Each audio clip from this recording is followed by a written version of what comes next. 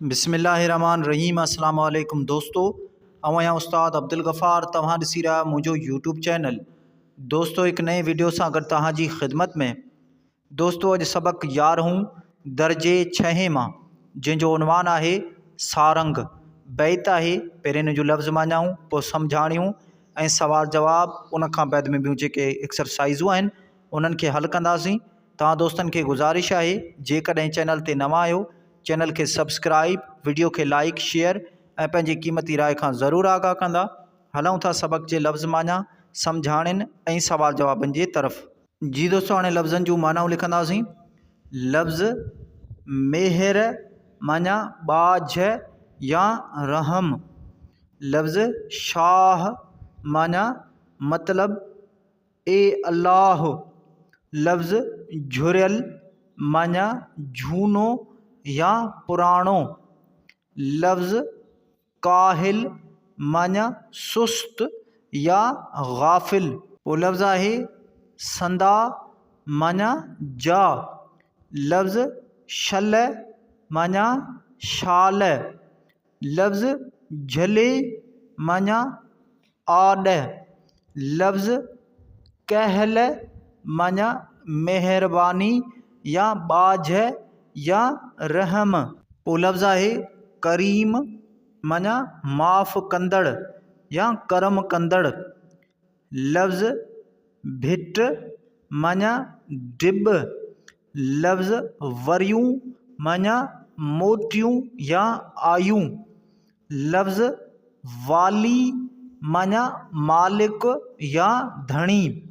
लफ़्ज़ आहे देश माना मुल्क या वतन। लफ़्ज़ परदेश माना परडेह या धारियो मुल्क। लफ़्ज़ ओडड़ा माना वेझो। लफ़्ज़ चिमकणी माना खिवण। लफ़्ज़ लाट माना शोलो या उल्लू। लफ़्ज़ गड़गाट माना वॾा आवाज़। लफ़्ज़ वाट माना गस या रस्तो। लफ़्ज़ झाट माना झप झड़प। लफ़्ज़ सारंग माना मींह या बरसात। लफ़्ज़ ककर माना जुड़। पोइ लफ़्ज़ आहे भिनियूं माना पुसियूं। लफ़्ज़ भटारियूं माना थुलियूं मतारियूं। लफ़्ज़ चाह माना शौक़। लफ़्ज़ दर्दमंदी माना ॾुख भाई। लफ़्ज़ पिरी माना महबूब या प्यारो। लफ़्ज़ उठी माना वसी। लफ़्ज़ ओरे माना वेझो। लफ़्ज़ चिमकाट माना रोशनी या शुआव। लफ़्ज़ मंडल माना गोल दायरो। लफ़्ज़ फाट माना वहकरो। लफ़्ज़ झुली आई माना लुडी आई या प्यारी। लफ़्ज़ उसाट माना उञ। लफ़्ज़ संघार माना भाग्यो या मालवंद। जी दोस्तों, हाणे बैतनि जूं सम्झाणियूं लिखंदासीं। बैत मेहर सदा मींह। शाह वसाई शल। झुरियल मुंहिंजी झूपड़ी बिना झले झल। काहिल ते कहल कंदे शाल करीम तूं। सम्झाणी। सचल सरमस्त रहमतुल्लाह अलैहि फरमाए थो त ए अल्लाह रहम जा मींह वसाए मुंहिंजी झूपड़ीअ में झलोई कोन्हे। ए बाझारा धणी तूं मूं ते रहम कर। बैत वसे पयो वॾ फुड़ो भिनियूं भिट भरियूं। भटारियूं भिटनि तां वथाणे वरियूं। खीरन जूं खरियूं चाॾियूं ॾिनऊं चाह मां।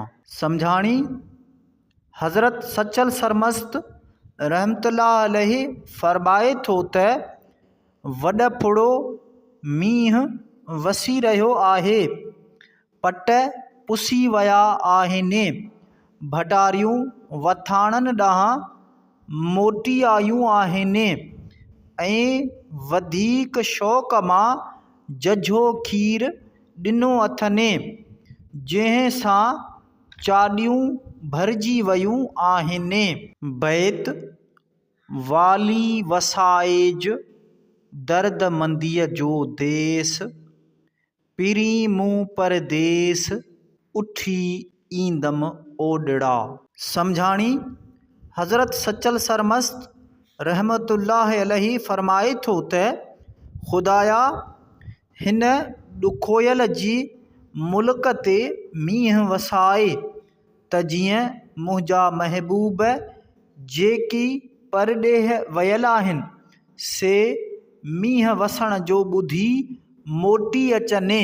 बैत उतरां ओरे कई चिमकिणीअ चिमकाट, उतां कयाई ओचिते लस ॿेले ते लाट, मंडल थिया मकरान ते ॻोड़नि जा गड़गाट, ककर मथां केच जे फड़की खाधा फाट, वरी वरतऊं वाट सचल साईअ सिंध जी।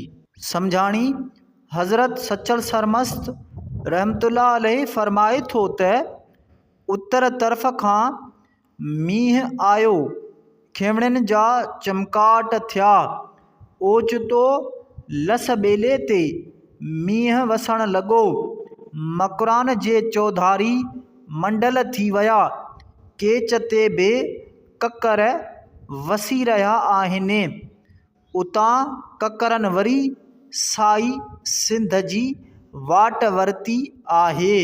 बैत सचल साईअ सिंध जी वरी वरताई वाट, जुड़ फुड़ झुली आई झटको ॾेई झाट, वसी पिया वॾफुड़ा घर पुसाए घाट, लाथी उञ उसाट सारंग संघारन जी। सम्झाणी हज़रत सचल सरमस्त रहमतुल्लाह अलैहि हिन बैत में फरमाए थो त ककरनि साईअ सिंध जी वरी वाट वरिती आहे, जुड़ फुड़ मोटी आई आहे ऐं घर घाट पुसी विया आहिनि, मींहुं सांगिन ऐं संघारनि जी उसाट यानी उञ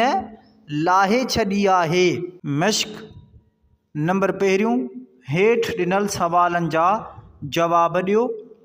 अलिफ सवाल नंबर पहिरियों, शाइर हिननि बैतनि में कहिड़ीअ मुंद जो ज़िक्र कयो आहे? जवाब, शाइर हिननि बैतनि में बरसात जी मौसम जो ज़िक्र कयो आहे। बे सवाल नंबर ॿियो, मींहं मां कहिड़ा फ़ाइदा आहिनि? जवाब, मींहं मां केतिरा ई फ़ाइदा आहिनि। जॾहिं मींहुं पवंदो आहे त हर हंधि साओ गाह फुटी ईंदो आहे, जंहिंसां माल खे गाह मिलंदो आहे त उहे खाई ढउ कंदा आहिनि ऐं पोइ उन्हनि मां घणो खीर हासिलु थींदो आहे। जीम सवाल नंबर टियों, संघार मींहं खे छो संभारींदा आहिनि? जवाब, संघार मींहं खे उन करे संभारींदा आहिनि जो उन्हनि मालवंद माण्हुनि ऐं संदनि माल जो जियापो मींहं ते हूंदो आहे। दाल सवाल नंबर चोथों, शाइर पंहिंजनि बैतनि में कहिड़नि कहिड़नि इलाइक़नि जो ज़िक्र कयो आहे? जवाब शाइर पंहिंजे बैतनि में हेठियनि इलाइक़नि जो ज़िक्र कयो आहे। उत्तर जे इलाइक़े जो लसबेलो, मकरान, साई सिंध।